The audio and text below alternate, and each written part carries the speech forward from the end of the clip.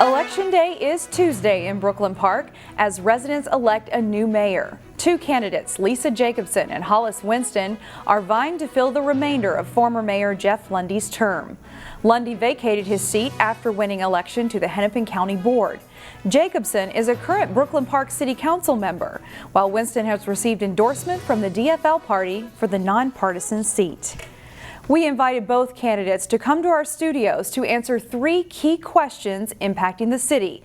Both candidates received the questions ahead of time, and the first question was about violent crime. As you may know, it's been a violent summer thus far in Brooklyn Park. Shots fired calls are up 55% from this same time last year, with more than 60 cases so far this year. 63rd and Zane has been a particular hot spot. Police have expressed frustrations about a lack of cooperation from people at the scene of crimes. Brooklyn Park Police are also down 9 officers on paper, but functionally they are down 17 officers who are either in training or cannot work. The city has an authorized strength of 107 officers. So we asked, what more can be done to stop the rise of violent crime in Brooklyn Park? Both candidates mentioned more youth programming and youth mentorship opportunities, but here's what else they had to say. We're working closely in the areas that are mostly affected, including our largest apartment complex. I was just out there last week walking the grounds and talking to the people who are in charge. And the things that they're doing and putting into place and working in partnership with our police department are making a difference. The issue with more police presence is that, police are coming on the crime scene. Folks in the community are coming out with their cameras, and they don't have that faith in the police, right? So the police can't be, if they're not effective, nor can they be safe in that situation. So you have to address that faith piece by bringing other resources to the police. For the second question, we tackled racial healing, which is a nuanced and complicated subject. The world responded to the death of George Floyd under the knee of a Minneapolis police officer in May of 2020, and Brooklyn Park responded too. There were protests in Brooklyn Park and community meetings asking for police reform. Those voices only became louder after the death of Daunte Wright during a Brooklyn Center traffic stop in April. An independent firm evaluated policing in Brooklyn Park with a report that outlined some recommendations for change. But where does racial healing stand now? So for the second question, we asked, how can you encourage racial healing and bring people together in Brooklyn Park? Here's what the candidates had to say.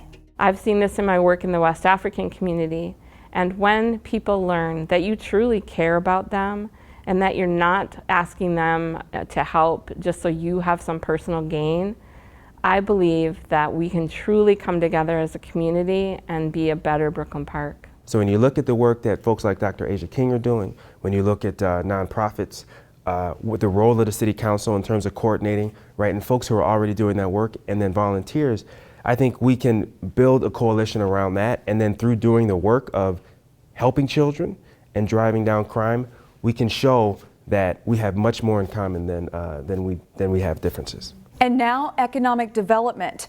Brooklyn Park continues to recover from the pandemic with construction projects once again dotting the city. City officials and top execs from Twin Cities Orthopedics broke ground in May on a 40,000 square foot facility that will be a physician's clinic and serve a population they believe is underserved. Another development called 610 Medical is tapping into that belief and going up in the area too. There's a movement for new apartment complexes and some locally owned businesses too.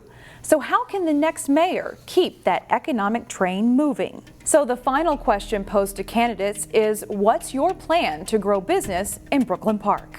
We also have to retain businesses that we have, and so working hard to give them CARES dollars during the pandemic, waive fees, waive second whack fees. There are a lot of things that we have done and will continue to do in Brooklyn Park for our businesses. So when you look along 85th and even the light rail, even if folks disagree with it, you've got some golden opportunities to use those as hubs to bring the businesses that you want. But you strategically have to zone to make that happen. The two candidates both took part in one forum in July. It was hosted by the North Metro Mayors Association. Here's what they answered during that debate, with the first question being about violent crime. We also have to make a massive investment in youth programming so that kids have positive options in terms of what they want to do going forward. And then last, in terms of the next budget, we need to find creative ways to put more money into the public safety budget, because it's an issue that we have to finally get over. This is serious, and we need serious solutions, but we also have to be able to make the investments. The money has to come from somewhere. It will never fall out of the sky at us. Bottom line, all businesses and residents deserve to feel safe in Brooklyn Park. Another key issue is attracting new businesses to relieve pressure on residential property taxes. Both candidates were asked how they would do that. There is some land that's still remaining to be developed, and we need to strategically take a look and say, how do we make the sum of these new businesses that we're going to attract here greater than the whole? And so when you look at the Art Center that's going to be off of 85th, how can we have spokes off of that create more value? We need more sit-down restaurants. We need more places for people to shop. And in that vein, I voted to waive SAC and WAC fees, which are sewer access charges and water access charges that new restaurants and other businesses would normally have to come up with thousands and thousands of dollars. Often SAC and WAC fees are the thing that stops people from opening a business. Polling places will be open starting at 7 a.m. on Tuesday. There are 24 polling places in Brooklyn Park, which will be open until 8 p.m. We will have the results of the special election on election night, and those will be posted on our website at ccxmedia.org.